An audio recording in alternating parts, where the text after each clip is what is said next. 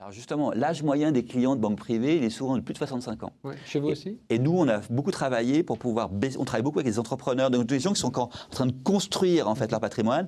On n'a pas de limite à l'entrée, mais par contre, on s'adresse à des gens locaux et qui ont des patrimoines un peu complexes. Donc pas de limite à l'entrée, mais c'est quel niveau de fortune pour arriver chez vous? En fait, voilà, si je m'appelle sur l'actif liquide, donc accepter des clients qui ont bien moins d'1 million en fait, d'actifs liquides, parfois 300 000, parfois 500 000. Mais par contre, qui ont des problématiques hypothécaires, qui ont une problématique au niveau caisse de pension, qui vont avoir une problématique dans la transmission d'entreprise, ça nous intéresse. Ça, on peut travailler et créer de la valeur et aligner le patrimoine avec les projets du client. Ou quelqu'un qui est en train de divorcer et qui va récupérer un deuxième pilier intéressant. Voilà, ça, c'est des choses sur lesquelles on peut travailler et contracter des choses. Et donc, on s'adresse à des gens qui ont moins de 65 ans. Donc, en fait, aujourd'hui, la croissance de la banque fait plutôt sur une clientèle qui est entre 40 et 60 ans. D'accord. Et combien ça coûte d'acquérir un client?